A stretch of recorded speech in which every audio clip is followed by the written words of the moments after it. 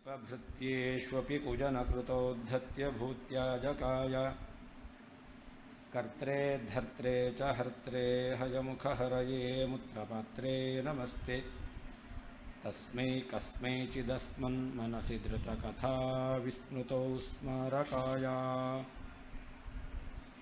तपोविद्याविरक्त्यादिसद्गुणौघाकरानहं वादिराजगुरून् वन्दे हयग्रीवपदाश्रयान् तपस्वाध्यायशुश्रूषा कृष्णपूजारतं मुनिं विश्वेशमिष्टदं वन्दे परिव्राट्चक्रवर्तिनं श्रीगुरुभ्यो नमः। विषयाश्रितमज्ञानं यद्यावरणमिष्यते तर्ह्येकवृत्त्या तन्नाशे सर्वैर्दृश्येत वस्तु तत्। ಅಜ್ಞಾನ ಅದು ವಸ್ತುವಿನಲ್ಲಿದೆ. ಅಜ್ಞಾನ ಇರೋದು ವಸ್ತುವಿನಲ್ಲಿ ಅಂತ ಅದೊಂದು ಅವರು ಹೇಳ್ತಕ್ಕಂಥದ್ದು ಪ್ರತಿಕರ್ಮ ವ್ಯವಸ್ಥೆ ಆಗಬೇಕಲ್ಲ. ಯಾವ ಜ್ಞಾನಕ್ಕೆ ಯಾವುದು ವಿಷಯ, ಯಾರ ಜ್ಞಾನಕ್ಕೆ ಯಾವುದು ವಿಷಯ. ಯಾರ ಜ್ಞಾನ ಬಂದಾಗ ವಸ್ತುವಿನ ಅಜ್ಞಾನ ಎಂಬತಕ್ಕಂಥದ್ದು ನಾಶವಾಗುತ್ತೋ ಆ ವಸ್ತು ಅವರಿಗೆ ವಿಷಯ ಅಂತ ಹೇಳೋದು. ಆ ಜ್ಞಾನಕ್ಕೆ ವಿಷಯ, ಅವರ ಜ್ಞಾನಕ್ಕೆ ವಿಷಯ.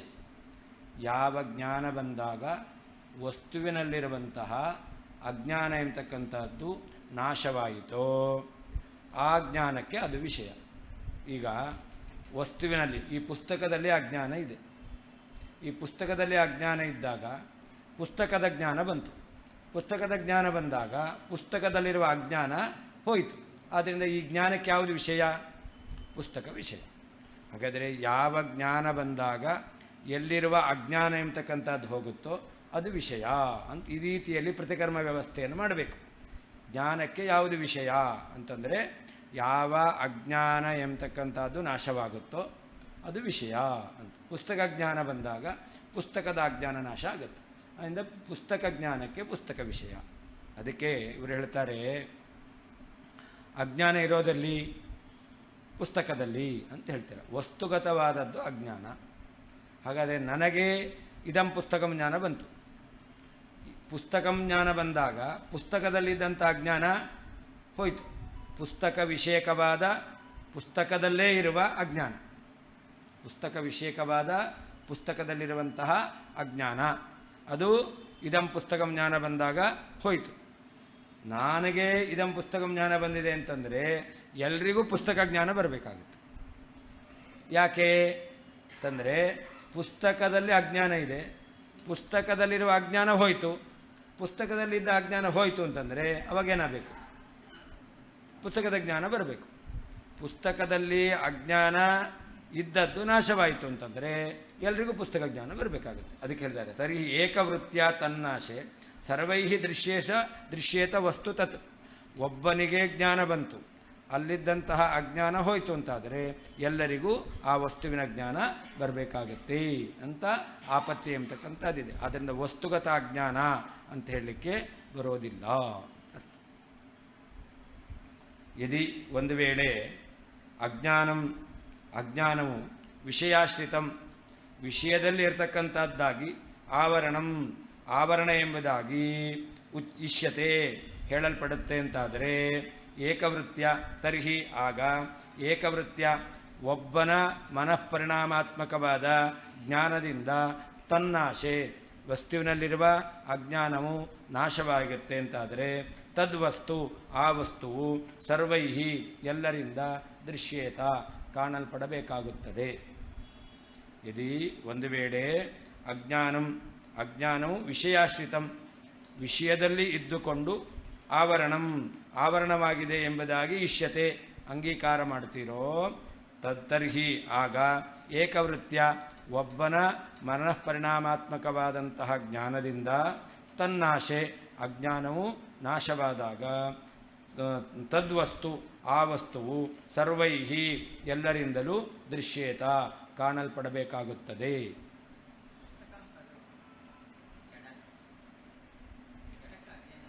ಅದನ್ನು ನಾವು ಮುಂದೆ ಖಂಡನೆ ಮಾಡ್ತೇವೆ.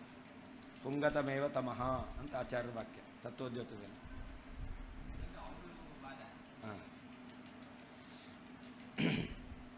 ಈಗ ಒಂದು ರೀತಿಯಲ್ಲಿ ನಾವು ದೋಷ ಹೇಳಿದೆವು, ಅದಕ್ಕೆ ಅವರು ಬೇರೆ ರೀತಿಯಲ್ಲಿ ಪರಿಹಾರ ಹೇಳ್ತಾರೆ. ಈಗ ನಾವು ದೋಷ ಹೇಳಿದ್ದೇನು, ಒಬ್ಬರಿಗೆ ಜ್ಞಾನ ಬಂದರೆ ಎಲ್ರಿಗೂ ತಿಳಿಬೇಕಾಗಿತ್ತು, ಅದಕ್ಕೆ ಒಬ್ಬೊಬ್ಬರ ಅಜ್ಞಾನ ಇದೆ ಅಂತ ಹೇಳ್ತಾರೆ. ಯಾರಿಗೆ ಈ ಪುಸ್ತಕದ ಜ್ಞಾನ ಬಂತು ಅವರಿಗೆ ಆ ಪುಸ್ತಕದ ಅಜ್ಞಾನ ಹೋಯಿತು. ಹಾಗಾದರೆ ಆ ಪುಸ್ತಕದಲ್ಲಿದ್ದಂತಹ ಒಂದು ಅಜ್ಞಾನ ಹೋಯಿತು. ಒಂದು ಅಜ್ಞಾನ ಹೋಗಿದ್ದರಿಂದ ಯಾರ ಅಜ್ಞಾನ, ಒಬ್ಬೊಬ್ಬ ವ್ಯಕ್ತಿಯ ಅಜ್ಞಾನವೂ ಇಲ್ಲಿದೆ. ಎಷ್ಟು ವ್ಯಕ್ತಿಗಳಿದ್ದಾರೋ ಅಷ್ಟು ವ್ಯಕ್ತಿಗಳ ಅಜ್ಞಾನವೂ ಇಲ್ಲಿದೆ.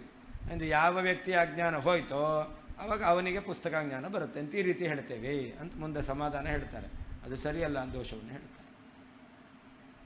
ಇದಾನೀಂ ವಿಷಯಾಶ್ರಿತ ಅಜ್ಞಾನ ಪಕ್ಷಂ ದೂಷಯತಿ.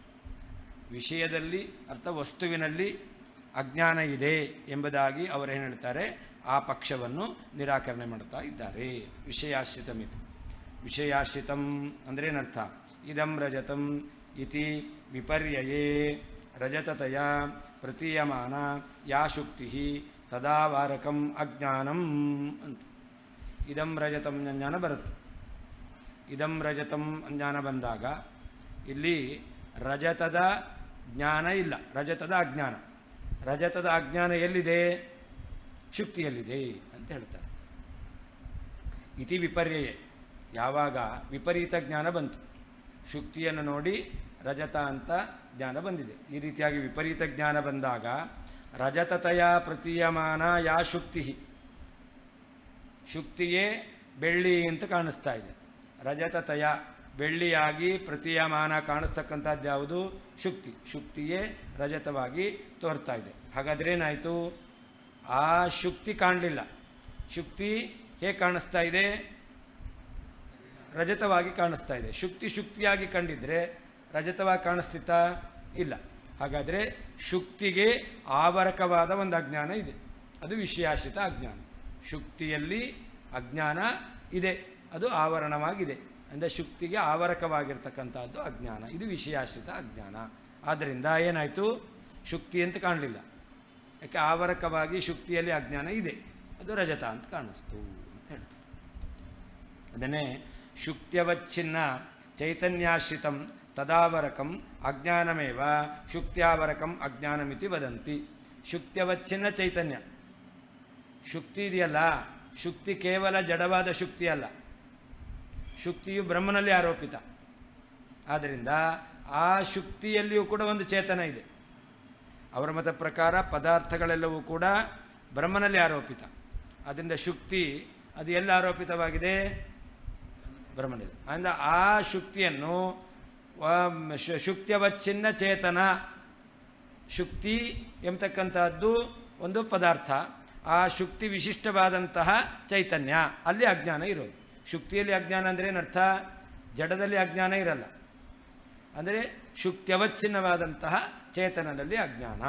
ಆ ಶುಕ್ತ್ಯವಚ್ಛಿನ್ನವಾದ ಚೇತನದಲ್ಲಿರ್ತಕ್ಕಂಥ ಅಜ್ಞಾನ ಅದು ಶುಕ್ತಿ ಜ್ಞಾನಕ್ಕೆ ಆವರಕ ಆಯಿತು. ಶುಕ್ತಿ ಅಂತ ತಿಳಿಸ್ಕೊಡ್ಲಿಲ್ಲ, ಆದ್ದರಿಂದ ರಜತಾಜ್ಞಾನ ಬರುತ್ತೆ ಅಂತ. ಅದೇ ಶುಕ್ತ್ಯವಚ್ಛಿನ್ನ ಚೈತನ್ಯಾಶ್ರಿತಂ, ಶುಕ್ತಿ ವಿಶಿಷ್ಟವಾದಂತಹ ಯಾವ ಚೈತನ್ಯ ಇದ್ದಾನೆ, ಚೇತನ ಇದ್ದಾನೆ, ಬ್ರಹ್ಮ ಇದ್ದಾನೆ, ಅವನಲ್ಲಿ ಅಜ್ಞಾನ ಎಂಬತಕ್ಕಂಥದ್ದು ಇದೆ ಅಂತ ಹೇಳ್ತೇವೆ. ಅದು ಆವರಕಂ ಅಜ್ಞಾನಮೇವ ಶುಕ್ತ್ಯಾವರಕಂ ಅಜ್ಞಾನಂ. ಹಾಗಾದರೆ ಶುಕ್ತ್ಯವಚ್ಛಿನ್ನ ಚೇತನನಿಗೆ ಆವರಕವಾದ ಅಜ್ಞಾನ ಅದು ಶುಕ್ತ್ಯಾವರಕ ಅಜ್ಞಾನ ಅಂತ ಕರೆಯೋದು. ಶುಕ್ತಿಗೆ ಆವರಣವಾದ ಅಜ್ಞಾನ ಯಾವುದು? ಶುಕ್ತಿ ಯಾವ ಬ್ರಹ್ಮನಲ್ಲಿ ಆರೋಪಿತವಾಗಿದೆಯೋ ಅಲ್ಲೊಂದು ಚೇತನಾಂಶ ಇದೆ, ಆ ಚೇತನನಲ್ಲಿ ಅಜ್ಞಾನ, ಅದು ಶುಕ್ತ್ಯವಚ್ಛಿನ್ನ ಅಜ್ಞಾನ ಅಂತ ಹೇಳೋದು. ಆ ಶುಕ್ತ್ಯವಚ್ಛಿನ್ನ ಅಜ್ಞಾನ ಇದೆಯಲ್ಲ ಅದು ಶುಕ್ತಿಗೆ ಆವರಕ. ಶುಕ್ತಿ ಅಂತ ಅದು ತಿಳಿಯಲಿಕ್ಕೆ ಅವಕಾಶ ಕೊಡ್ತಾ ಇಲ್ಲ ಅಂತ. ತೇನ ಚ ಶುಕ್ತೇ ಜ್ಞಾನಾಭಾವಾತ್, ಶುಕ್ತ್ಯಾವರಕವಾದ ಅಜ್ಞಾನ ಇರೋದರಿಂದ ಶುಕ್ತಿಯ ಜ್ಞಾನ ಬರಲಿಲ್ಲ. ಪುಸ್ತಕಕ್ಕೆ ಆವರಕವಾಗಿ ವಸ್ತ್ರ ಇದೆ ಅಂದರೆ ಪುಸ್ತಕ ಜ್ಞಾನ ಬರುತ್ತಾ? ಇಲ್ಲ. ಹಾಗೆ ಶುಕ್ತಿಗೆ ಆವರಕವಾಗಿ ಅಜ್ಞಾನ ಇದೆ ಅಂದರೆ ಶುಕ್ತಿ ಜ್ಞಾನ ಎಂಬತಕ್ಕಂಥದ್ದು ಬರಲಿಲ್ಲ. ತತ್ ವಿಪರೀತ ಜ್ಞಾನಂ ಇತಿ ಪರಪ್ರಕ್ರಿಯೆ. ವಿಪರೀತ ಜ್ಞಾನ ಬಂತು, ಶುಕ್ತಿಯ ವಿಪರೀತ ಜ್ಞಾನ ಯಾವುದದು? ರಜತಾಜ್ಞಾನ ಬಂತು. ಅಂದರೆ ಶುಕ್ತಿಗೆ ಆವರಕವಾಗಿ ಅಜ್ಞಾನ ಇದೆ ಶುಕ್ತ್ಯವಚ್ಛಿನ್ನ ಚೈತನ್ಯದಲ್ಲಿ. ಆ ಶುಕ್ತ್ಯವಚ್ಛಿನ್ನ ಚೈತನ್ಯದಲ್ಲಿರುವ ಅಜ್ಞಾನ ಶುಕ್ತಿಗೆ ಆವರಕವಾಯಿತು. ಶುಕ್ತಿಗೆ ಆವರಕವಾದಿಂದ ಶುಕ್ತಿ ಜ್ಞಾನ ಬರಲಿಲ್ಲ, ಆದ್ದರಿಂದ ಶುಕ್ತಿ ರಜತವಾಗಿ ತೋರಿತು ಅಂತ ಅವರ ಪ್ರಕ್ರಿಯೆ, ಅವರ ಈ ಒಂದು ವಿಷಯ ನಿರೂಪಣೆ. ವಿಷಯೇ ಶುಕ್ತ್ಯಾದೌ ಏಕಸ್ಯ ವೃತ್ಯ ಇಯಂ ಶುಕ್ತಿ ಇತಿ ಅಪರೋಕ್ಷ ಜ್ಞಾನೇನ ಅಂತರ್ಥ. ಶುಕ್ತಿಯಾದಿಗಳಲ್ಲಿ ವಿಷಯ ಅಂತಂದರೆ ಶುಕ್ತಿಯಾದಿ ಪದಾರ್ಥದಲ್ಲಿ ಅಂತ ಅರ್ಥ. ಯಾವ ವಸ್ತುವಿನ ಜ್ಞಾನ ಬರುತ್ತೋ ಅದು ವಿಷಯ. ಹಾಗಾದರೆ ಶುಕ್ತಿಯಾದಿಗಳಲ್ಲಿ ಏಕಸ್ಯ ವೃತ್ಯ ಅಂದರೆ ಏನರ್ಥ? ಇಯಂ ಶುಕ್ತಿ ಅಂತ. ಯಾರಿಗೋ ಒಬ್ಬನಿಗೆ ಇಯಂ ಶುಕ್ತಿ ಜ್ಞಾನ ಬಂತು. ಈ ಜ್ಞಾನ ಬಂತು ಅಂತಾದರೆ ಆವಾಗ ತನ್ನಾಶೆ ಶುಕ್ತ್ಯವಚ್ಛಿನ್ನ ಚೈತನ್ಯಾವರಕವಾದ ಅಜ್ಞಾನ ನಾಶವಾಯಿತು. ಶುಕ್ತ್ಯವಚ್ಛಿನ್ನ ಚೈತನ್ಯದಲ್ಲಿದ್ದಂತಹ ಅಜ್ಞಾನ ನಾಶವಾಯಿತು. ನಾಶವಾಯಿತು ಅಂತಂದರೆ ಶುಕ್ತ್ಯಾವರಕ ಅಜ್ಞಾನ ನಾಶೆ ಅಂತರ್ಥ, ತನ್ನಾಶೆ. ಅವಾಗ ತತ್ ಶುಕ್ತಿ ಶಕಲಂ ದೃಶ್ಯತೆ. ಎಲ್ಲರೂ ಕೂಡ ಶುಕ್ತಿ ಅಂತಲೇ ಕಾಣಬೇಕಾಗುತ್ತೆ. ಒಬ್ಬನಿಗೆ ಶುಕ್ತ್ಯಾವರಕವಾದ ಅಜ್ಞಾನ ನಾಶ ಶುಕ್ತಿ ಜ್ಞಾನದಿಂದ ಬಂತು ಅಂತಾದರೆ, ಇಯಂ ಶುಕ್ತಿ ಅಂತ ಒಬ್ಬನಿಗೆ ಜ್ಞಾನ ಬಂತು, ಆವಾಗ ಶುಕ್ತ್ಯಾವರಕವಾದ ಶುಕ್ತ್ಯವಚ್ಛಿನ್ನ ಚೈತನ್ಯದಲ್ಲಿರುವಂಥ ಅಜ್ಞಾನ ನಾಶವಾಯಿತು. ಎಲ್ಲರಿಗೂ ಕೂಡ ಏನಂತ ಕಾಣಬೇಕು? ಶುಕ್ತಿ ಅಂತಲೇ ಕಾಣಬೇಕು. ಇನ್ಯಾರಿಗೂ ರಜತಾನ್ ಭ್ರಮೆಯೇ ಬರಬಾರ್ದು. ಆಗತ್ತಾ? ಹಾಗೆ ಇಲ್ಲ.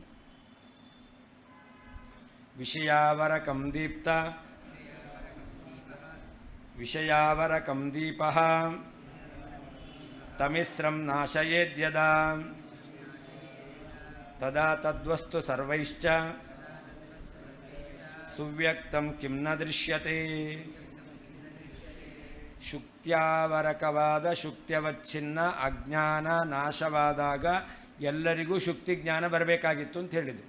ಆ ವಿಷಯದಲ್ಲಿ ಉದಾಹರಣೆ ಕೊಡ್ತಾ ಇದ್ದಾರೆ. ಕತ್ತಲೆ ಇದೆಯಲ್ಲ, ಅದೇನಾಗಿತ್ತು? ವಿಷಯಾವರಕಂ ತಮಿಸ್ರಂ. ತಮಿಸ್ರ ಅಂದರೆ ಕತ್ತಲೆ. ಅದು ವಸ್ತುವಿಗೆ ಆವರಕವಾಗಿದೆ. ಒಂದು ಕಡೆಯಲ್ಲಿ ವಸ್ತು ಇತ್ತು, ಅಲ್ಲಿ ಕತ್ತಲೆ ಇತ್ತು. ಯಾವಾಗ ಆ ಕತ್ತಲೆಯನ್ನು ದೀಪ ನಾಶ ಮಾಡುತ್ತೆ. ಯಾವಾಗ ದೀಪ ಕತ್ತಲೆಯನ್ನು ನಾಶ ಮಾಡುತ್ತೋ ಅಲ್ಲಿರುವಂತಹ ಆ ವಸ್ತು ಅದು ಒಬ್ರಿಗೆ ಕಾಣಿಸುತ್ತೋ ಎಲ್ರಿಗೆ ಕಾಣಿಸುತ್ತೋ? ಎಲ್ರಿಗೆ ಕಾಣಿಸುತ್ತೆ. ಯಾಕೆ? ವಿಷಯಾವರಕವಾದಂಥ ಅಜ್ಞಾನ ಅಥವಾ ಕತ್ತಲೆ ನಾಶ ಆಯಿತು. ವಿಷಯಕ್ಕೆ ತೋರದಂತೆ ಮಾಡಿದ್ದಂತಹ ಕತ್ತಲೆ ಇತ್ತಲ್ಲ, ಅದು ನಾಶ ಆಯಿತು. ದೀಪದಿಂದ ವಿಷಯಕ್ಕೆ ಆವರಕವಾದ ಕತ್ತಲೆ ನಾಶ ಆದಾಗ ಆ ವಸ್ತು ಎಲ್ಲರಿಗೂ ಕೂಡ ಕಾಣಿಸುತ್ತೆ. ಹಾಗೆ ಇಲ್ಲಿಯೂ ಕೂಡ ಶುಕ್ತ್ಯವಚ್ಛಿನ್ನವಾದ ಒಂದು ಚೇತನದಲ್ಲಿರ್ತಕ್ಕಂಥ ಅಜ್ಞಾನ, ಆ ಅಜ್ಞಾನದಿಂದಾಗಿ ಏನು ಬಂದಿತ್ತು? ರಜತಾಜ್ಞಾನ ಬಂದಿತ್ತು. ಶುಕ್ತ್ಯವಚ್ಛಿನ್ನ ಚೇತನದಲ್ಲಿರುವಂತಹ ಅಜ್ಞಾನ ಅದು ಶುಕ್ತಿಗೆ ಆವರಕವಾಗಿತ್ತು. ಅದರಿಂದ ಶುಕ್ತಿ ನಮಗೆ ತಿಳಿಲಿಲ್ಲ. ಏನು ಜ್ಞಾನ ಬಂದಿತ್ತು? ರಜತಾಜ್ಞಾನ ಬಂದಿತ್ತು. ಒಂದು ವೇಳೆ ಇಯಂ ಶುಕ್ತಿ ಜ್ಞಾನ ಬಂತು. ಯಾವಾಗ? ಜ್ಞಾನ ಬಂದಿದ್ದರಿಂದ. ಇಯಂ ಶುಕ್ತಿ ಜ್ಞಾನ ಬಂತು ಅಂತಾದರೆ, ಅಂತಃಕರಣ ಪರಿಣಾಮಾತ್ಮಕ ಜ್ಞಾನ ಬಂತು ಅಂತಾದರೆ ಅವಾಗೇನಾಯಿತು? ಶುಕ್ತಿಯಲ್ಲಿದ್ದಂತಹ ಶುಕ್ತ್ಯವಚ್ಛಿನ್ನ ಚೈತನ್ಯದಲ್ಲಿರುವ ಆವರ್ಕವಾದ ಅಜ್ಞಾನ ಹೋಯಿತು. ಶುಕ್ತಿಯಲ್ಲಿರೋದು ಅಂತಂದರೆ ಶುಕ್ತ್ಯವಚ್ಛಿನ್ನ ಚೈತನ್ಯದಲ್ಲಿರತಕ್ಕಂತಹ ಆವರ್ಕವಾದ ಅಜ್ಞಾನ ಹೋಯಿತು. ಅವಾಗೇನಾಗಬೇಕು? ದೀಪ ಹಾಕಿದಾಗ ಕತ್ತಲೆ ಹೋಗಿ ಆ ವಸ್ತು ಎಲ್ಲರಿಗೂ ಹೇಗೆ ಕಾಣಿಸುತ್ತೋ ಹಾಗೆ ಈ ಶುಕ್ತಿಯು ಕೂಡ ಎಲ್ಲರಿಗೂ ಕೂಡ ಶುಕ್ತಿ ಅಂತಲೇ ತಿಳಿಬೇಕು. ಇನ್ನೊಬ್ಬರಿಗೆ ಯಾವತ್ತೂ ಕೂಡ ಏನು ಬರಬಾರ್ದು? ರಜತಾಜ್ಞಾನ ಬರಬಾರ್ದು ಆಗುತ್ತೆ.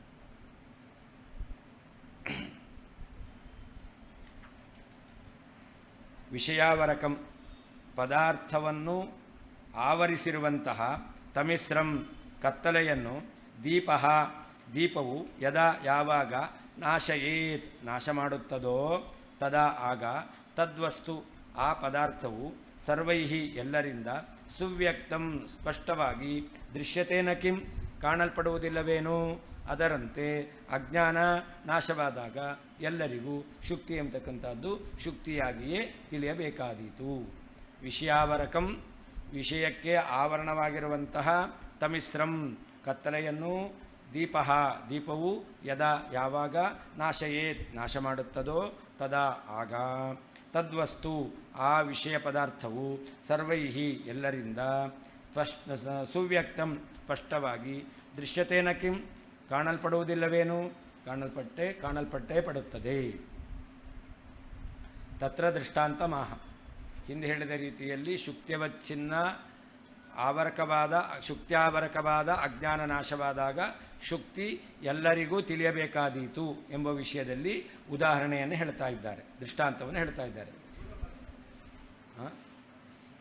ನಾವು ಹೇಳ್ತಾ ಇರೋದು ಅವರಿಗೆ ವಿಷಯಾಶ್ರಿತ ಅಜ್ಞಾನ ಅಂತ ಹೇಳಿದ್ರೆ ಒಬ್ಬನಿಗೆ ಜ್ಞಾನ ಬಂದಾಗ ಆ ವಸ್ತು ಎಲ್ಲರಿಗೂ ತಿಳಿಯಬೇಕಾದೀತು ಅಂತ ನಾವು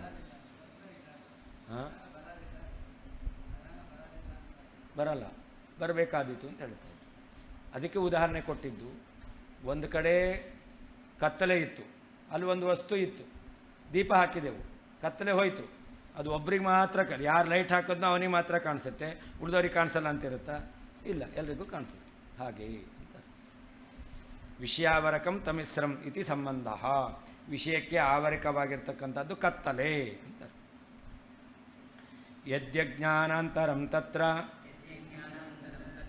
ಪುನರಾವರಣಂ ಭವೇತ್ ತರ್ಹಿ ಕೇನಾಪಿ ತದ್ವಸ್ತು ನ ದೃಶ್ಯೇತಾವೃತತ್ವತಃ. ಎಲ್ಲರಿಗೂ ಆ ವಸ್ತು ತಿಳಿಯಬೇಕಾಗಿತ್ತು ಅಂತ ಹೇಳಿದ್ದು ಅಲ್ಲ, ಅಲ್ಲಿ ಇನ್ನೊಂದು ಅಜ್ಞಾನ ಇದೆ. ಯದಿ ಅಜ್ಞಾನಾಂತರಂ ತತ್ರ, ಇನ್ನೊಂದು ಅಜ್ಞಾನ ಇದೆ, ಅದರಿಂದಾಗಿ ಇನ್ನೊಬ್ಬರಿಗೆ ತಿಳಿಲಿಲ್ಲ ಅಂತಾದರೆ ಇನ್ನೊಂದು ಅಜ್ಞಾನ ಇದೆ ಅಂದರೆ ಇವನಿಗೂ ಜ್ಞಾನ ತಿಳಿಬಾರ್ದು. ಯಾಕೆ ಅಜ್ಞಾನ ಇದೆ ಅಂತಾದರೆ ಆ ವಸ್ತು ತೋರಲಿಕ್ಕೆ ಸಾಧ್ಯ ಇಲ್ಲ. ಆವಾಗ ಪುನಃ ಆವರಣಂ ಭವೇತ್. ಅಜ್ಞಾನ ಇದೆ ಅಂತಾದರೆ ಶುಕ್ತಿಗೆ ಏನಾಯಿತು, ಆವರಕವಾದದ್ದಿದೆ ಅಂತ ಆಯಿತು. ಶುಕ್ತಿಗೆ ಆವರಕವಾದ ಅಜ್ಞಾನ ಇದೆ ಅಂತಾದರೆ ಶುಕ್ತಿ ತೋರಲಿಕ್ಕೆ ಹೇಗೆ ಸಾಧ್ಯ? ಅವಾಗ ತರ್ಹಿ ಕೇನಾಪಿ ತದ್ವಸ್ತು ನ ದೃಶ್ಯೇತ, ಯಾರಿಗೂ ಶುಕ್ತಿ ಎಂಬತಕ್ಕಂಥದ್ದು ಕಾಣದೆ ಹೋಗಬೇಕಾಯಿತು. ಯಾಕೆ? ಮೊದಲು ಯಾವ ರೀತಿಯಲ್ಲಿ ಶುಕ್ತ್ಯವಚ್ಛಿನ್ನ ಚೇತನನಲ್ಲಿ ಆವರಕವಾದ ಅಜ್ಞಾನ ಇದ್ದರಿಂದ ಶುಕ್ತಿ ಕಾಣ್ತಾ ಇರಲಿಲ್ಲೋ, ಇನ್ನೊಂದು ಅಜ್ಞಾನ ಇದೆ ಅಂತಂದರೂ ಕೂಡ ಶುಕ್ತ್ಯವಚ್ಛಿನ್ನ ಚೇತನನಲ್ಲಿ ಆವರಕವಾದ ಅಜ್ಞಾನ ಇರೋದರಿಂದ ಶುಕ್ತಿಗೆ ಆವರಣ ಇದ್ದಂತೆ ಆಯಿತು. ಶುಕ್ತಿ ಆವೃತತ್ವತಃ ನ ದೃಶ್ಯತ, ಅದು ಅಜ್ಞಾನಾವೃತವಾಗಿದೆ, ಶುಕ್ತಿ ಜ್ಞಾನ ಬರದೇ ಹೋಗಬೇಕಾದೀತು.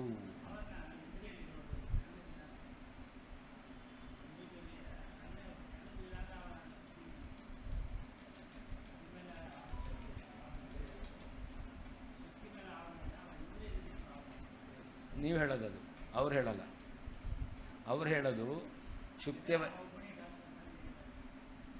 ಅಲ್ಲಿ ಅಜ್ಞಾನ ಎಂಬತಕ್ಕಂಥದ್ದು ವಿಷಯದಲ್ಲಿದೆ ಅಂತ ಬಂದದ್ದು. ಅಜ್ಞಾನ ಎಲ್ಲಿದೆ? ವಿಷಯದಲ್ಲಿದೆ.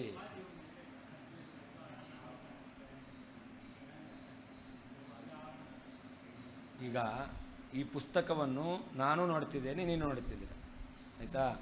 ನನಗೆ ಇದು ಪುಸ್ತಕ ಅಂತ ಕಾಣಿಸ್ತು, ನನಗೆ ಪುಸ್ತಕ. ನಿಮಗಿದು ಪುಸ್ತಕ ಅಂತ ಕಾಣಿಸ್ಲಿಲ್ಲ, ನಿಮಗೆ ಬೇರೆ ಏನೋ ಇದೊಂದು ಅಟ್ಟೆ ಬಾಕ್ಸ್ ಅಂತ ಕಾಣಿಸ್ತು.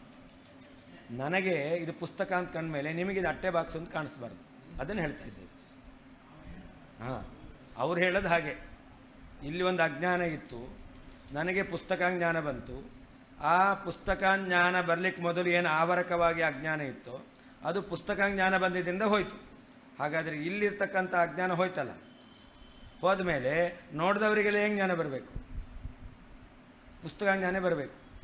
ಈಗ ಲೈಟಲ್ಲೇ ಘಟ ಅಂತ ತೋರ್ತು, ಲೈಟ್ ಇದ್ದಾಗ ಆ ಘಟ ಎಂಬತಕ್ಕಂಥದ್ದು ಕತ್ತಲೆಯಲ್ಲಿದ್ದಾಗ ಯಾರಿಗೂ ಕಾಣಿಸ್ಲಿಲ್ಲ.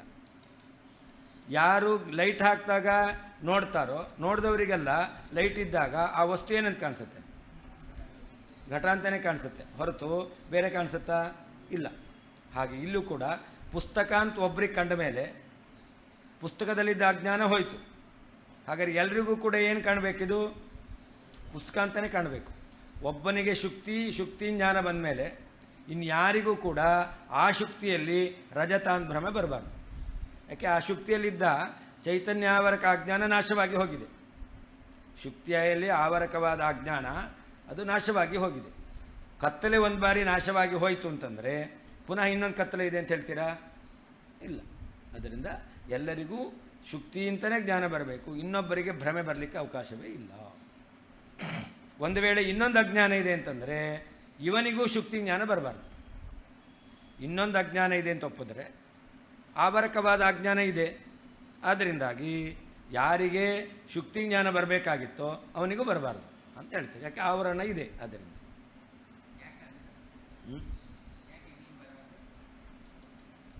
ಹಿಂದೆ ಹೇಳಿದ್ದು ಒಬ್ಬನಿಗೆ ಬರಬೇಕು ಅಂತ. ಅದಕ್ಕೇನು ಮಾಡ್ತೇವೆ? ಪ್ರತ್ಯೇಕವಾದ ಅಜ್ಞಾನ ಇದೆ ಅಂತ, ಆ ವ್ಯಕ್ತಿಗೆ ಸಂಬಂಧಪಟ್ಟಂಥ ಒಂದು ಅಜ್ಞಾನ ಇದೆ ಅಂತ. ಹಾಗೆ ಹೇಳಿದ್ರೆ ಈ ವ್ಯಕ್ತಿಗೂ ಕೂಡ ಆ ಅಜ್ಞಾನ ಆವರಕವಾಗಿರೋದ್ರಿಂದ ಜ್ಞಾನ ಬರಬಾರದು ಅಂತ ಹೇಳ್ತಾರೆ. ಯದಿ ಒಂದು ವೇಳೆ ತತ್ರ ಆ ಪದಾರ್ಥದಲ್ಲಿ ಅಜ್ಞಾನಾಂತರಂ ಇನ್ನೊಂದು ಅಜ್ಞಾನವು ಇದೆ ಅಂತಾದರೆ ಪುನಃ ಆವರಣಂ ಭವೇತ್, ಪುನಃ ಆವರಣ ಇದೆ ಅಂತಾಯಿತು. ಆವಾಗ ತದ್ವಸ್ತು ಆ ವಸ್ತು ಎಂಬತಕ್ಕಂಥ ತರ್ಹಿ ಆಗ ತದ್ವಸ್ತು ಆ ವಸ್ತುವು ಕೇನ ಆವೃತತ್ವತಃ ಅಜ್ಞಾನದಿಂದ ಆವೃತವಾಗಿರೋದ್ರಿಂದ ಕೇನಾಪಿ ಯಾರಿಂದಲೂ ಕೂಡ ನ ದೃಶ್ಯೇತ ಕಾಣಲ್ಪಡಬಾರದು.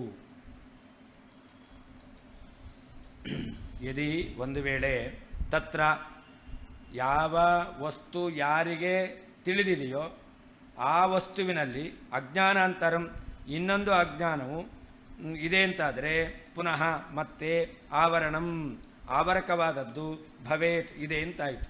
ತರ್ಹಿ ಆಗ ತದ್ವಸ್ತು ಆ ವಸ್ತುವು ಕೇನಾಪಿ ಯಾರಿಂದಲೂ ಆವೃತತ್ವತಃ ಅಜ್ಞಾನದ ಆವರಣ ಉಳ್ಳದ್ದಾದ್ದರಿಂದ ಕೇನಾಪಿ ಯಾರಿಂದಲೂ ಕೂಡ ನ ದೃಶ್ಯೇತ ಕಾಣಲ್ಪಡಬಾರದು. ತತ್ರ ಅಜ್ಞಾನಾಂತರ ಅನ್ಯತ್ ಅಜ್ಞಾನಂ ಅಜ್ಞಾನಾಂತರಂ, ಅನ್ಯತ್ ಅಜ್ಞಾನಂ ಅಜ್ಞಾನಂ ಅಜ್ಞಾನಾಂತರಂ ಇನ್ನೊಂದು ಅಜ್ಞಾನ. ತತ್ರ ಅಂದರೆ ಶುಕ್ತಿ ಶಕಲೆ ಅಜ್ಞಾನಾಂತರಂ ನಿವೃತ್ತಾಜ್ಞಾನಾತ್ ಅಜ್ಞಾನಾಂತರಂ, ಒಂದು ಅಜ್ಞಾನ ಹೋಯಿತು, ಅದಲ್ಲದೇ ಇನ್ನೊಂದು ಅಜ್ಞಾನ ಅದಿದೆ ಅಂತ ಹೇಳೋದು. ಆಗ ಕೇನಾಪಿ ಪ್ರಾಚೀನೇನಾಪಿ ಮೊದಲು ಯಾರಿಗೆ ಶುಕ್ತಿ ಜ್ಞಾನ ಬಂತಲ್ಲ ಅವನಿಗೂ ಕೂಡ ತತಃ ಅನ್ಯೇನ ಚ ಅವನು ಬಿಟ್ಟು ಬೇರೆ ಯಾರಿಗೂ ಕೂಡ ಏನು ಬರಬಾರ್ದು? ಶುಕ್ತಿ ಜ್ಞಾನ ಬರಬಾರದು ಅಂತ ಆಗುತ್ತೆ.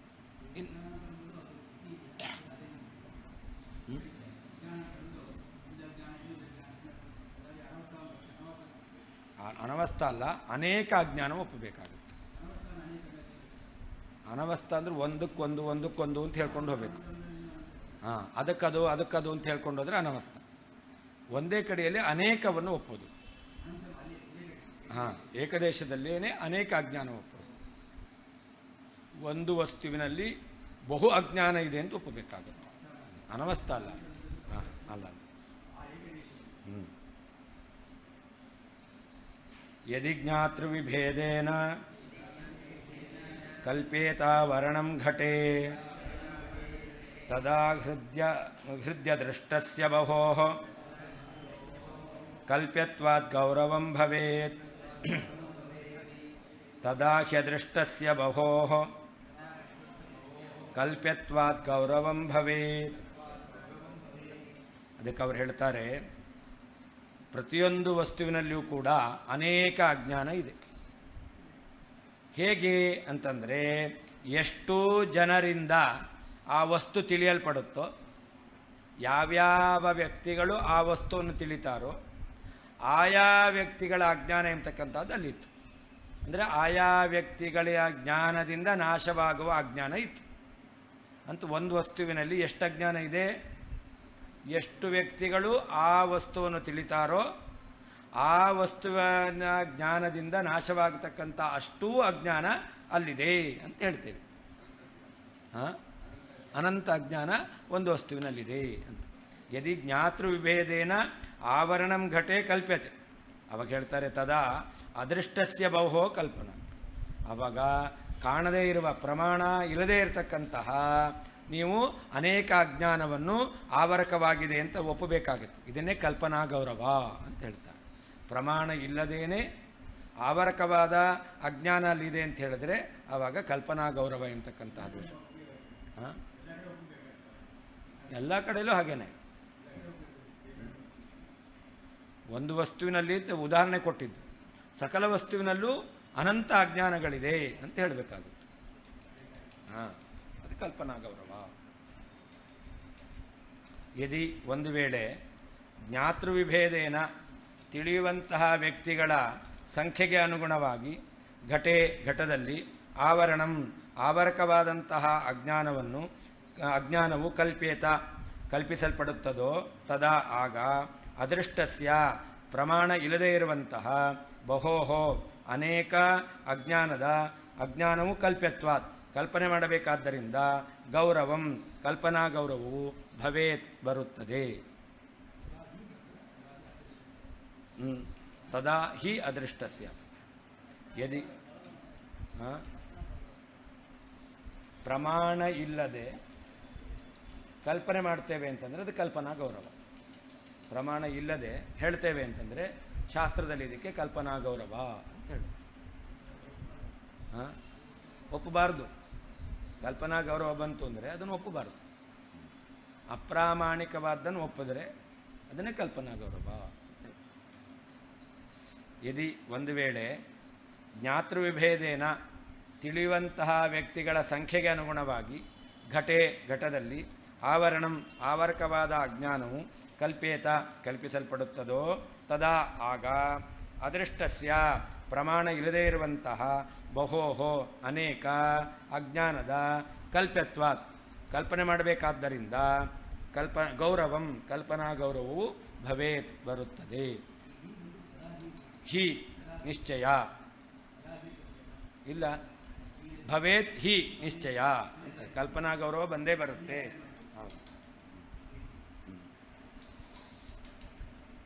ಜ್ಞಾತೃವಿಭೇದೇನ ಏನರ್ಥ?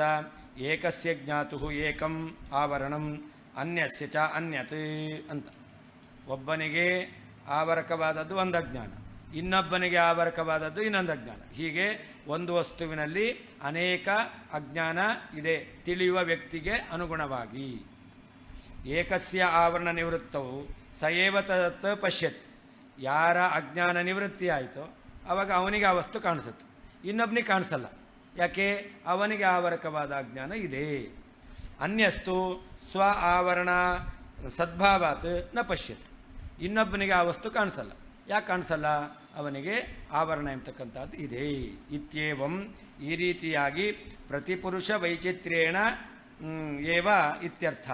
ಹೀಗೆ ಒಬ್ಬೊಬ್ಬ ವ್ಯಕ್ತಿಗೆ ಅನುಗುಣವಾಗಿ ಎಷ್ಟು ವ್ಯಕ್ತಿಗಳಿದ್ದಾರೋ ಅದಕ್ಕೆ ಅನುಗುಣವಾಗಿ ವಸ್ತುವಿನಲ್ಲಿ ನಾವು ಅಜ್ಞಾನವನ್ನು ಒಪ್ತೇವೆ. ಅಂತಂದರೆ ಘಟ ಇತ್ಯುಪಲಕ್ಷಣ, ಘಟೆ ಅಂತಿದೆ, ಅದು ಉದಾಹರಣೆ ಹೇಳಿದ್ದಷ್ಟೇ. ಪ್ರತಿಯೊಂದು ವಸ್ತುವಿನಲ್ಲಿಯೂ ಕೂಡ ಘಟ ಪಟ ಪುಸ್ತಕ ಜಗತ್ತಿನಲ್ಲಿ ಏನೇನು ವಸ್ತು ಇದೆಯೋ ಎಲ್ಲ ವಸ್ತುಗಳಲ್ಲಿಯೂ ಕೂಡ ಶುಕ್ತವು ಇತ್ಯಪಿ ದ್ರಷ್ಟವ್ಯಂ. ಶುಕ್ತಿಯಲ್ಲಿಯೂ ಕೂಡ ಹಾಗೇನೆ. ಹಿಂದೆ ಉದಾಹರಣೆ ಕೊಟ್ಟಿದ್ದು ಶುಕ್ತಿ ರಜತ ಅಂತ. ಶುಕ್ತಿಯಲ್ಲಿಯೂ ಹಾಗೆ ಇಟ್ಕೊಳ್ಬೇಕು. ಅದೃಷ್ಟಸ್ಯ ಅಂದರೆ ಘಟಾವರಕ ಅಂಧಕಾರಾದೋ ಅದೃಷ್ಟಸ್ಯ. ಲೋಕದಲ್ಲಿ ಘಟಕ್ಕೆ ಆವರಣವಾಗಿರ್ತಕ್ಕಂಥ ಕತ್ತಲೆ ಅದು ಒಂದೇ ಅಂತಿರೋದು. ಒಬ್ಬೊಬ್ಬರಿಗೆ ಒಂದೊಂದು ಕತ್ತಲೆ ಆವರಕ ಅಂತಿದೆಯಾ? ಇಲ್ಲ. ಕತ್ತಲೆಯಲ್ಲಿ ಘಟ ಇದೆ ಅಂತಂದರೆ ಆ ಘಟ ಕಾಣದಂತೆ ಮಾಡಿರುವಂಥ ಆವರಣವಾದ ಕತ್ತಲೆ ಒಂದು ಅಂತ. ಆದರೆ ಇಲ್ಲೇನು ಮಾಡ್ತಾ ಇದ್ದೀರಿ ಈಗ?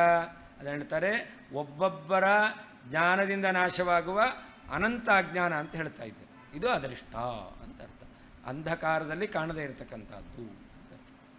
ಅದೃಷ್ಟಸ್ಯ ಘಟಾದೌ ಆವರಕ ಅಂಧಕಾರಾದೌ ಅದೃಷ್ಟಸ್ಯ.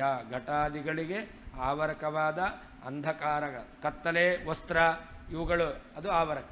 ಅವುಗಳಲ್ಲಿ ಕಾಣದೇ ಇರತಕ್ಕಂತಹ ಈ ಒಂದು ಆವರಣವನ್ನು ಒಪ್ಪಬೇಕಾಗುತ್ತೆ.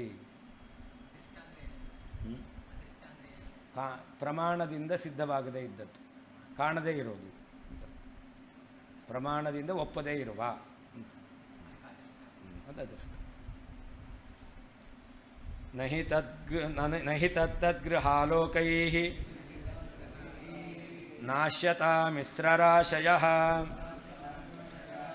ಘಟಾದಿಷು ಪ್ರದೃಶ್ಯಂತೆ ತತೋ ಪ್ರಾಮಾಣಿಕಂ ತ್ವಿದಂ.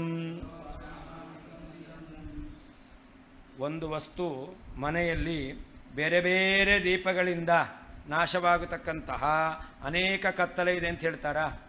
ಒಂದು ಮನೆಯಲ್ಲಿ ಅನೇಕ ಕತ್ತಲೆ ಇದೆ, ಬೇರೆ ಬೇರೆ ದೀಪದಿಂದ ನಾಶ ಆಗುತ್ತೆ. ಇದನ್ನೆಲ್ಲಾದರೂ ಯಾರಾದರೂ ಹೇಳ್ತಾರಾ? ಅನೇಕ ದೀಪಗಳಿಂದ ನಾಶವಾಗುವಂತಹ ಕತ್ತಲೆ ಒಂದೇ ಮನೆಯಲ್ಲಿದೆ ಅಂತ ಯಾರಾದರೂ ಹೇಳ್ತಾರಾ? ಇಲ್ಲವೇ ಇಲ್ಲ. ಒಂದು ಬಾರಿ ಲೈಟ್ ಹಾಕಿದ್ರೆ ಅಲ್ಲಿರುವಂಥ ಪದಾರ್ಥ ಯಾರ್ಯಾರು ನೋಡ್ತಾರೋ ಅವರಿಗೆಲ್ಲ ಕಂಡೇ ಕಾಣಿಸುತ್ತೆ. ಅದಲ್ಲದೆ ಒಬ್ಬರು ಲೈಟ್ ಹಾಕಿದ್ದಾರೆ, ಅವರಿಗೆ ಕತ್ತಲೆ ಹೋಯಿತು, ಇನ್ನೊಬ್ಬರು ಲೈಟ್ ಹಾಕಿಲ್ಲ, ಅವ್ರಿಗೆ ಕತ್ತಲೆ ಇದೆ ಅಂತ ಯಾವತ್ತೂ ಕೂಡ ಆಗೋದಿಲ್ಲ.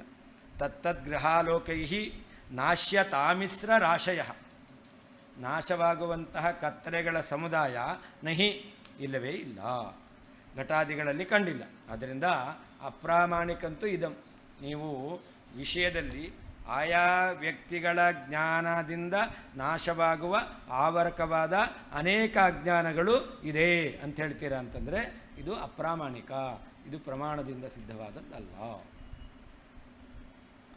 ತತ್ತದ್ಗೃಹಾಲೋಕೈ, ಮನೆಯ ಬೇರೆ ಬೇರೆ ದೀಪಗಳಿಂದ ನಾಶ್ಯತಾಮಿಸ್ರ ರಾಶಯ, ನಾಶವಾಗುವ ಕತ್ತಲೆಯ ಸಮೂಹವು ಘಟಾದಿಷು, ಘಟ ಮೊದಲಾದ ವಸ್ತುಗಳಲ್ಲಿ ನಹಿ ದೃಶ್ಯಂತೆ, ಕಾಣಲ್ಪಟ್ಟಿಲ್ಲ, ನಹಿ ಪ್ರದೃಶ್ಯಂತೆ, ಕಾಣಲ್ಪಟ್ಟಿಲ್ಲ.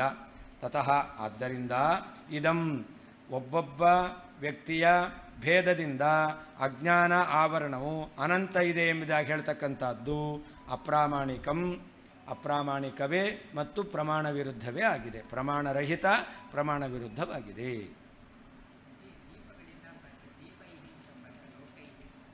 ಆಲೋಕ, ಆಲೋಕ ಅಂದರೆ ದೀಪ.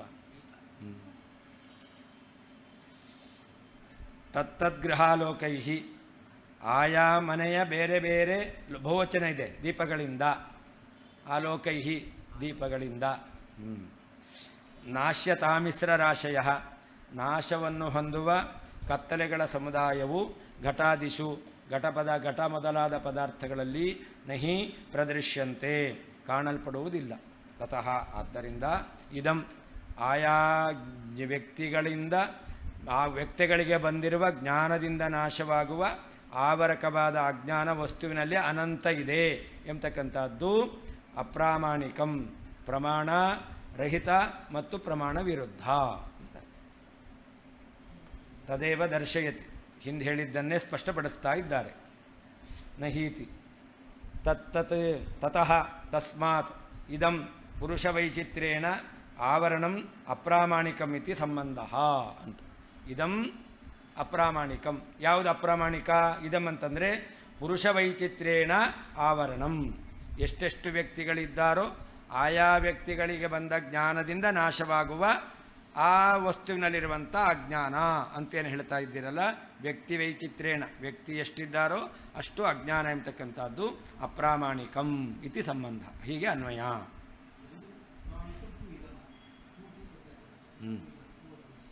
ತು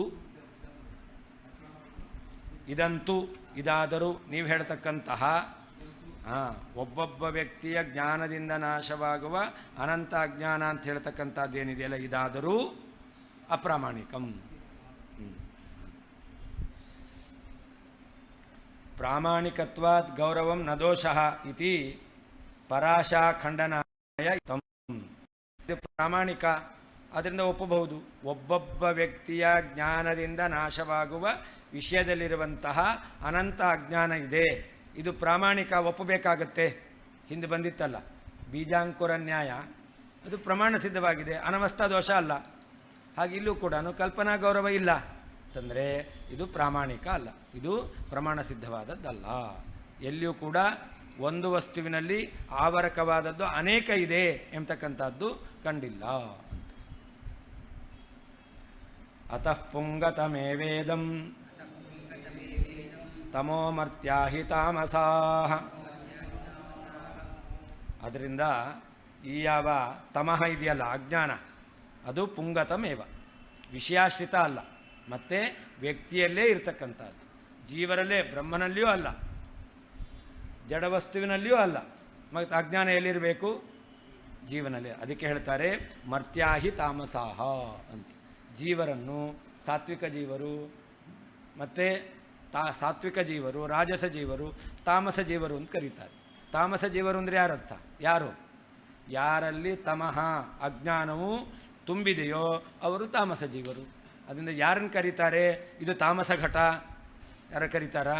ಇವನು ತಾಮಸ ಬ್ರಹ್ಮ ಇಲ್ಲ, ತಾಮಸ ಬ್ರಹ್ಮ ಅಂತನೂ ಇಲ್ಲ, ತಾಮಸ ಜಡ ಅಂತನೂ ಇಲ್ಲ. ಮತ್ತೇನು? ತಾಮಸಾಹ ಮರ್ತ್ಯಾಹ, ಮನುಷ್ಯರನ್ನು ತಾಮಸರು ಅಂತ ಕರೀತಾರೆ. ಅಜ್ಞಾನ ಯಾರಿಗೆ? ಮನುಷ್ಯರಿಗೆ ಹೇಳಬೇಕು ಅಂತ. ಹೌದು. ಪಶು ಪಕ್ಷಿಗಳ ಜೀವಿಗಳೇ, ಹಾಗೇನಿಲ್ಲ. ಜೀವಿಗಳಿಗೆ ಮರ್ತ್ಯಾಹ, ಮರ್ತ್ಯಾಹ ಮರಣ ಯಾರು ಹೊಂತಾರೋ ಅವರು, ಯಾರ್ಯಾರು ಸಾಯ್ತಾರೋ ಅವರಿಗೆಲ್ಲ ಇದೆ.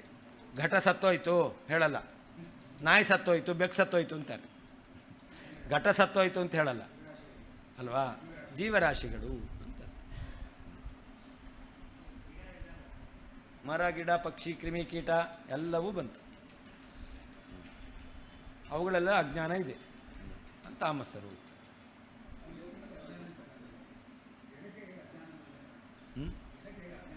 ಗಿಡಕ್ಕ ಹೌದು.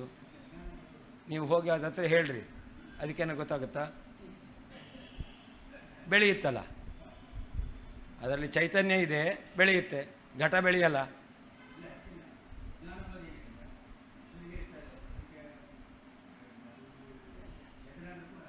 ಏನು ಮಾಡಬೇಕು ಅಂತ ಗೊತ್ತಿಲ್ಲ, ಅದಕ್ಕೆ ಏನು ಮಾಡಬೇಕು ಅಂತ ಗೊತ್ತಿಲ್ಲ, ಅಜ್ಞಾನ. ಏನು ಮಾಡಬೇಕು ಅಂತ ಗೊತ್ತಿಲ್ಲ, ಅದು ಅಜ್ಞಾನ. ಹಾಂ, ಇದೆ ಇದೆ, ಎಲ್ಲ ಇದೆ, ಎಲ್ಲ ಅವ್ಯಕ್ತವಾಗಿದೆ. ಆ ಚೇತನದಲ್ಲಿ, ಶರೀರದಲ್ಲಿ ಹೇಗೆ ಇದೆ, ಅಲ್ಲಿಯೂ ಕೂಡ ಅದು ಅವ್ಯಕ್ತವಾಗಿದೆ. ಹಾಂ, ಕೆಲಸ ಮಾಡಲ್ಲ. ಹೌದು, ಇದೆಲ್ಲ ಇದ್ದೇ ಇದೆ.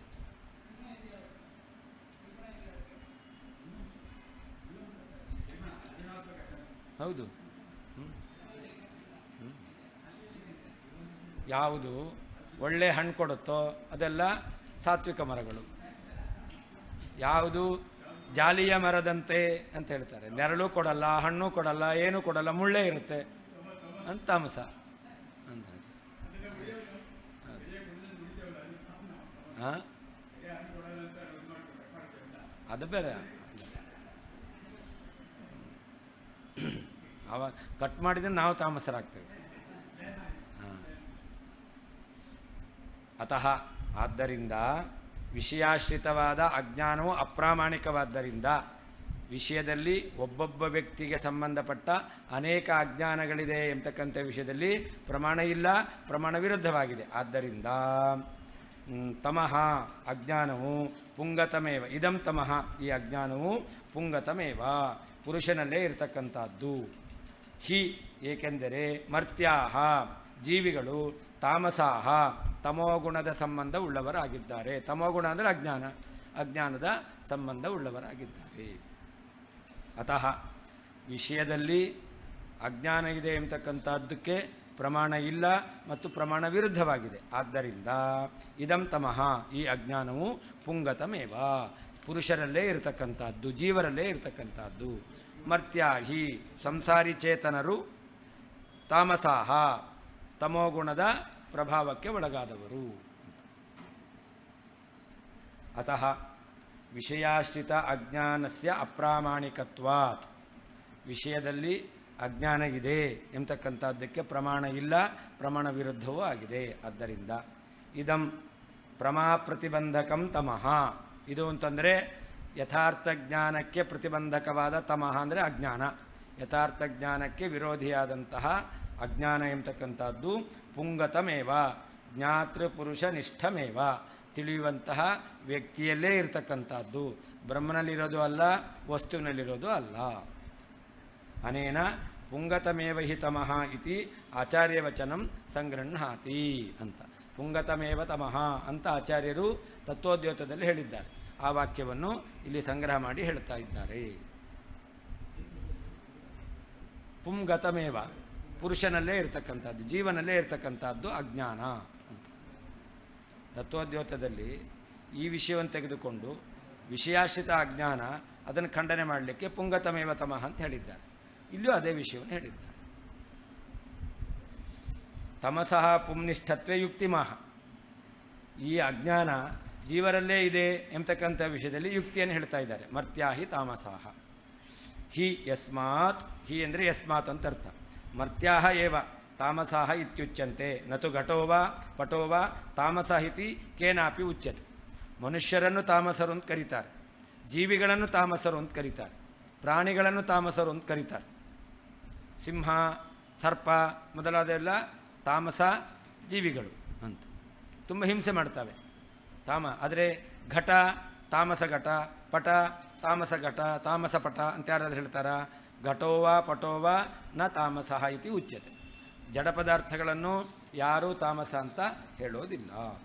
ಅತಃ ಪುಂಗತತ್ವಮೇವ ತಮಸಃ ಯುಕ್ತಮಿತಿ ಭಾವ. ಆದ್ದರಿಂದ ತಮಸ್ಸೆಯಲ್ಲಿರಬೇಕು, ಜೀವರಲ್ಲೇ ಇರಬೇಕು. ಆದ್ದರಿಂದ ಬ್ರಹ್ಮನಲ್ಲಿಯೂ ಅಂತ ಹೇಳಲಿಕ್ಕೆ ಬರಲ್ಲ, ವಿಷಯದಲ್ಲಿಯೂ ಅಂತ ಹೇಳಲಿಕ್ಕೆ ಬರಲ್ಲ, ಅಜ್ಞಾನ ಜೀವನಲ್ಲೇ ಇರೋದು ಅಂತ ಹೇಳಿದಂತೆ ಆಯಿತು. ಶ್ರೀಕೃಷ್ಣಾರ್ಪಣವಸ್ತು. 17, 18.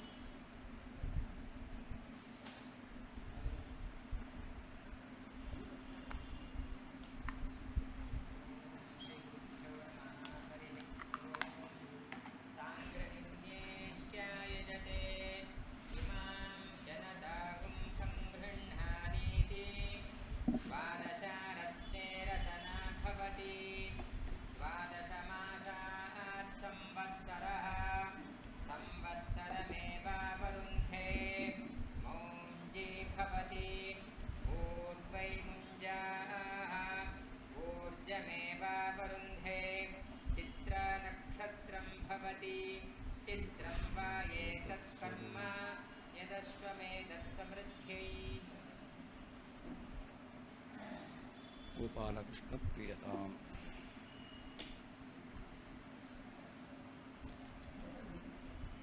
ನಾರಾಯಣ ನಾರಾಯಣ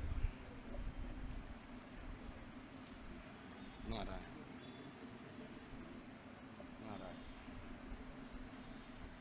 ನಾರಾಯಣ ನಾರಾಯಣ ನಾರಾಯಣ ನಾರಾಯಣ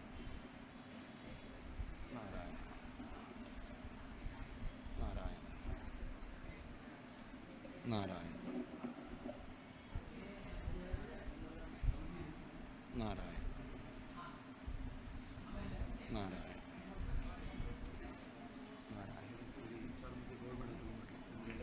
ಹಾಂ ಹೌದಾ ನಾರಾಯಣ. ಆಮೇಲೆ ಬಂದು ಹೋದ್ರು ಮನೆಗೆ.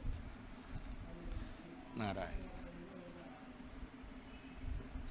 ನಾರಾಯಣ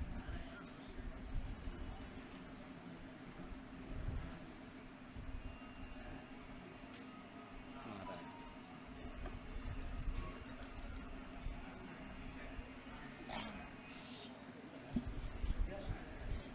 ಹಾಂ ಹಾಂ ಏನಾಯಿತು? ಬೇರೆ ಯಾವುದೂ ಆಗಲ್ಲ ಅಲ್ಲಿ. ಹಿಂದಿದ್ದು ನಾನು ಪ್ರೋಷ್ಠಪದಿಯಲ್ಲಿರ್ತೇನೆ. ಅದಾದಮೇಲೆ ಅದು ತತ್ವಜ್ಞಾನ ಸಮ್ಮೇಳನ ಇದೆ. ಅದರ ಮುಂದಿಂದು ಮಹಾಲಯ ಅಮಾವಾಸ್ಯೆ ಬರುತ್ತೆ. ಹಾಂ,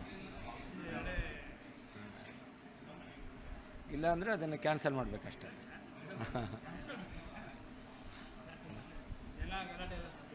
ಹಾಂ, ಅದೇನು ನಮ್ಮದು ಇಲ್ಲಿಗೇನು ಸಮಸ್ಯೆ ಇರಲ್ಲ.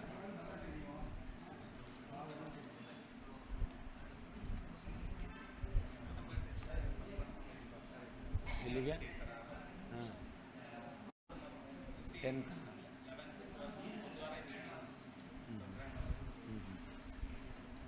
ಯಾವ ಡೇಟಿಂದ ಅದು?